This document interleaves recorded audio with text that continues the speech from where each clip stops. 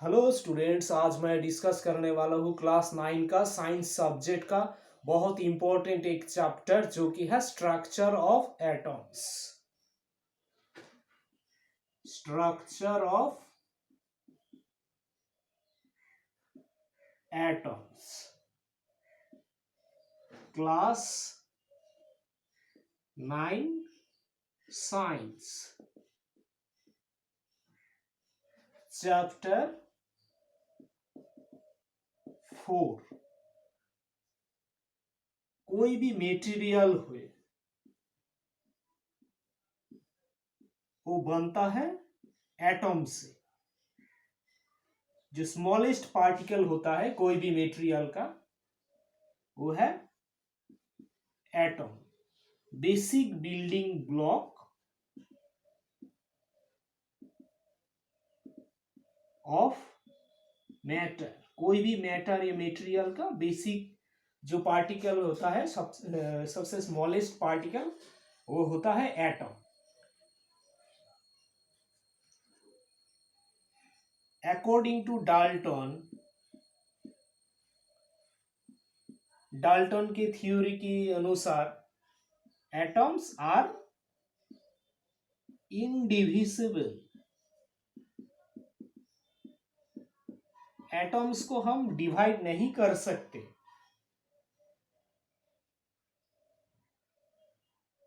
ठीक है,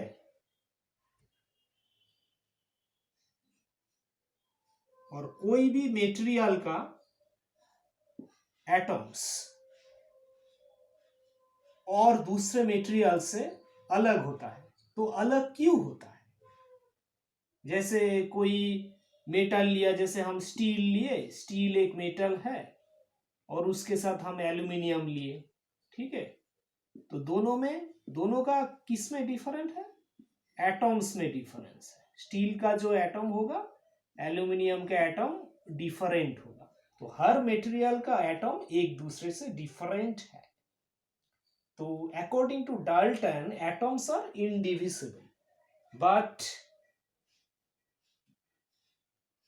is it true? Atoms को क्या हम डिवाइड और नहीं कर सकते? क्या एटम से और भी सब एटॉमिक पार्टिकल मिल सकता है?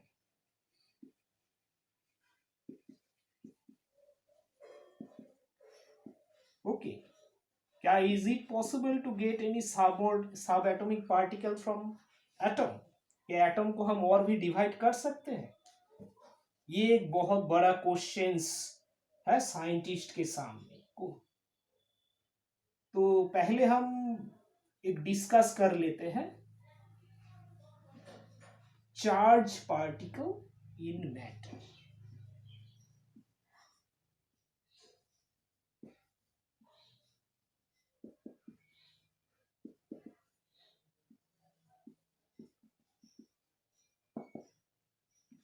सपोज कॉम से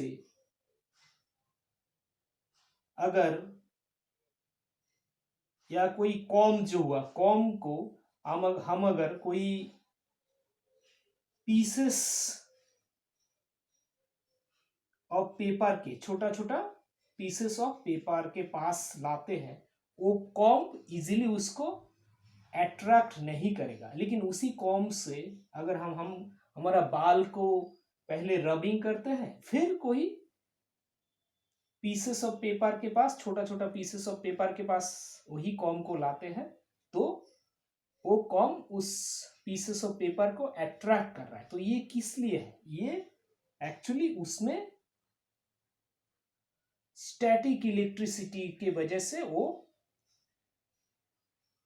कॉम्ब उस पीसेस ऑफ पेपर को अट्रैक्ट कर रहा है। तो ये चार्ज पार्टिकल आया कहाँ से? पहले तो उसमें चार्ज पार्टिकल नहीं था रबिंग से पहले, लेकिन रबिंग के बाद उसमें एक चार्ज पार्टिकल आ गया। तो ये चार्ज पार्टिकल कैसे आया? या कोई अगर ग्लास रॉड से हम अगर सिल्क को रबिंग करते हैं, ओके, तो उसमें भी वो चार्ज पार्टिकल आता है। ओके, तो ये है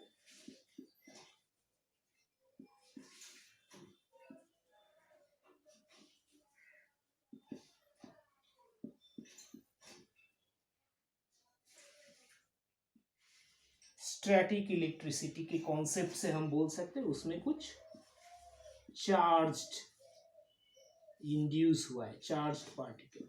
ओके, तो हम बोल सकते हैं कोई भी मैटर में, मैटर कॉन्टेन्स चार्ज पार्टिकल,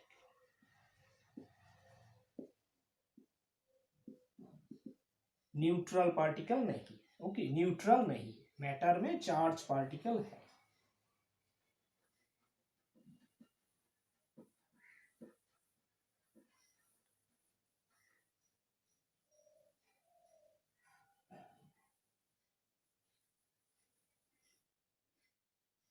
तो 1900 इस ईयर में साइंटिस्ट जे थॉमसन पहले जो चार्ज पार्टिकल के बारे में हमको बताया वो है इलेक्ट्रॉन।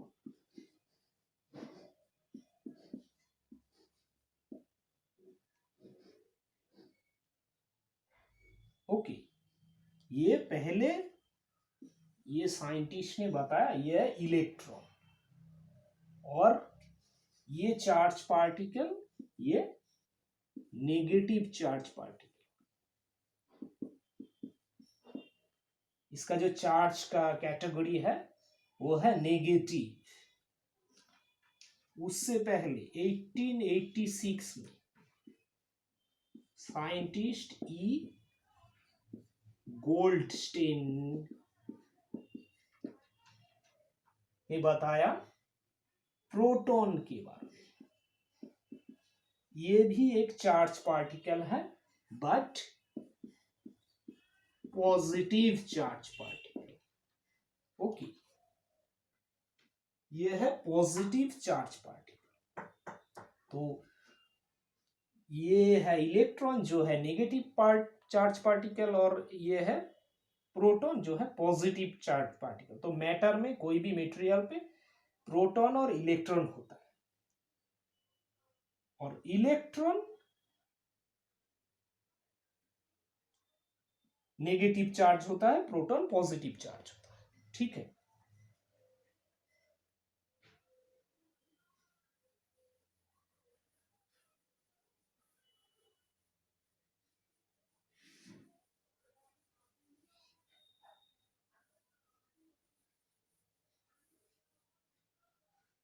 तो प्रोटॉन और इलेक्ट्रॉन, प्रोटॉन का जो मास होता है, mass of proton 2000 times equal to 2000 time mass of electron होता है। ओके, सो इलेक्ट्रॉन का जो मास है, इलेक्ट्रॉन का मास होता है नेग्लिजिबल। इसको हम नेग्लिजिबल मानते हैं, ये सिग्निफिकेंट नहीं है। लेकिन प्रोटॉन का मास होता है वो सिग्निफिकेंट होता है, वो इलेक्ट्रॉन से बहुत हैवी होता है, अप्रोक्सीमेट 2000 टाइम्स होता है। लेकिन जो charge magnitude of positive charge proton में और magnitude of negative charge electron में सेम होता है। सो मैग्नीट्यूड ऑफ पॉजिटिव और नेगेटिव चार्ज सेम। ओके, सो कोई भी जो मैटर होता है, मटेरियल होता है, एक्चुअली मैग्नीट्यूड ऑफ पॉजिटिव और नेगेटिव सेम होता है, तो उसके लिए कोई भी मैटर या मटेरियल न्यूट्रल होता है। ओके, न्यूट्रल होता है, ये याद रखना है। उसमें मैटर क्यों न्यूट्रल होता है? क्योंकि इसमें जो प्रोटॉन होता है या नंबर ऑफ प्रोटॉन्स और नंबर ऑफ इलेक्ट्रॉन्स सेम होता है, क्योंकि ईच इलेक्ट्रॉन का जो पॉजिटिव चार्ज होता है और ईच इलेक्ट्रॉन का नेगेटिव चार्ज होता है सेम होता है। Okay,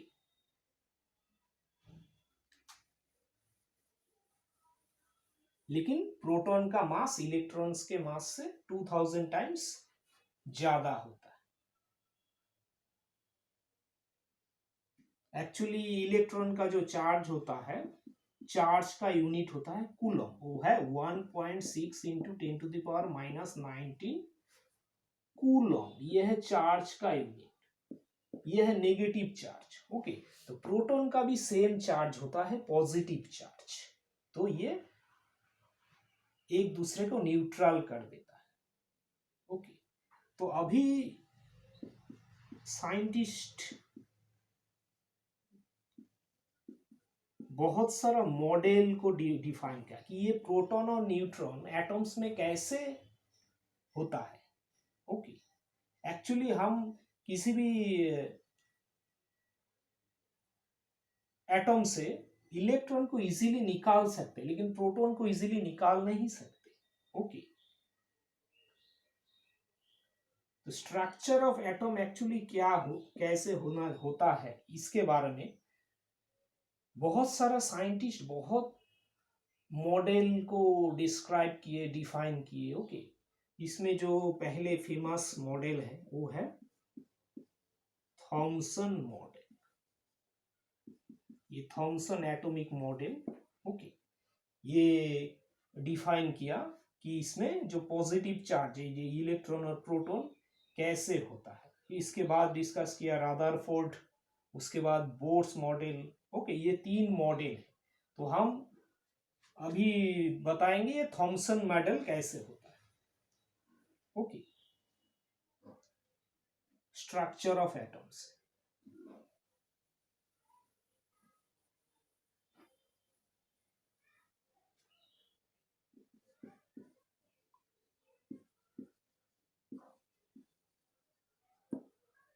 So, according to Thomson model, जो पॉजिटिव चार्ज होता है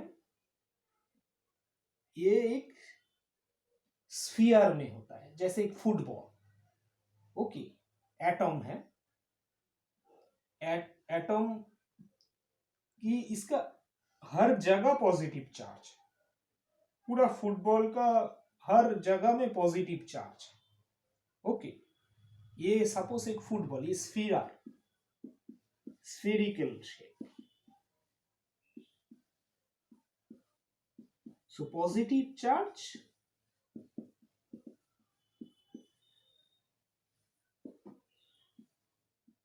एवरीवेयर, मतलब इस स्फीयर का हर जगह में पॉजिटिव चार्ज होता है। इसके बीच बीच में कुछ कुछ जगह पे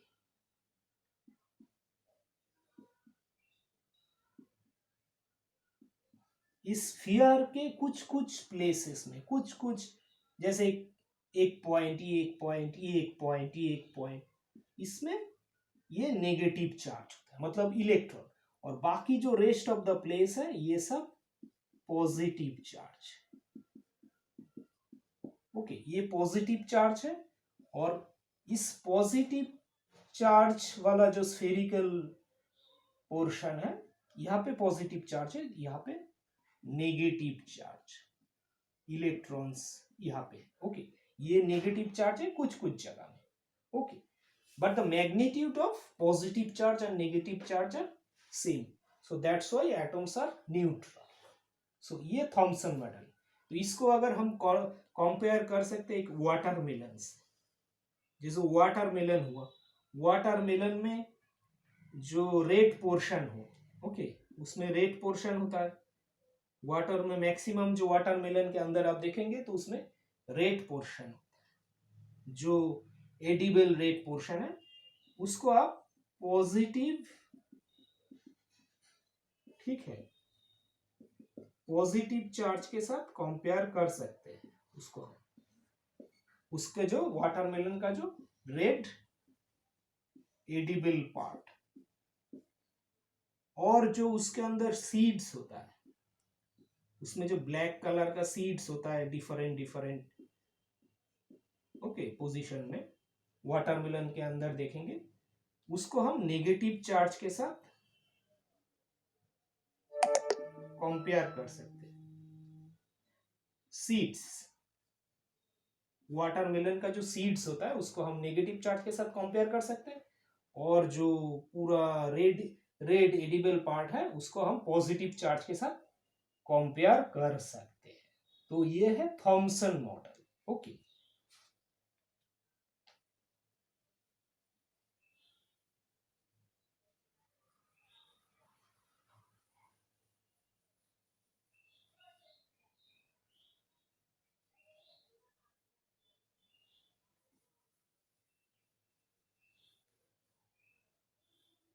इसको एक्चुअली जो स्फीरिकल पार्ट है इसको हम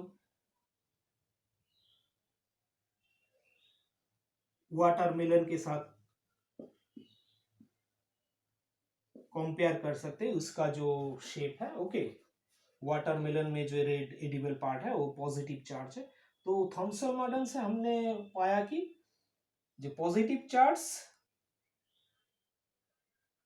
कॉन्स्टिट्यूट ए स्फीयर, एक्चुअली एक स्फीयर बनता है एटॉम में, जो पॉजिटिव चार्ज है एक स्फीरिकल शेप में होता है। ओके, और जो नेगेटिव चार्ज है उसके वो जो पॉजिटिव चार्ज के अंदर एम्बेडेड होता है। ओके, वाटरमेलन में जो सीड्स होता है, ब्लैक सीड्स होता है, वो होता है नेगेटिव चार्ज, और पॉजिटिव चार्ज है पूरा रेड एडिबल पोर्शन, मतलब जो स्फीरिकल शेप पोर्शन। ओके, ये है थॉमसन मॉडल। और नंबर ऑफ अमाउंट ऑफ या मैग्नीट्यूड ऑफ पॉजिटिव चार्ज और magnitude of negative charge same होता है, उसीलिए कोई भी मैटर या मेटेरियल न्यूट्रल होता है। ओके, सो आज हमने ये डिस्कस किया थॉमसन मॉडल, जो स्ट्रक्चर ऑफ एटम्स के लिए। हम नेक्स्ट वीडियो में डिस्कस करेंगे Rutherford model. Okay, thank you.